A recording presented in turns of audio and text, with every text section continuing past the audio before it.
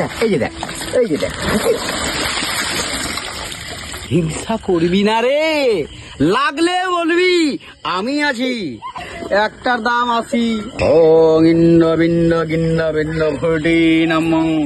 কিরে বড় লোকরা, এত বড় বড় গরম চলে গেল, তোরা তো ফ্রিজের মধ্যে 15 দিন ধরে ধরে ধরে রাখছিস একটা 7 আপ স্প্রাইট মাজা।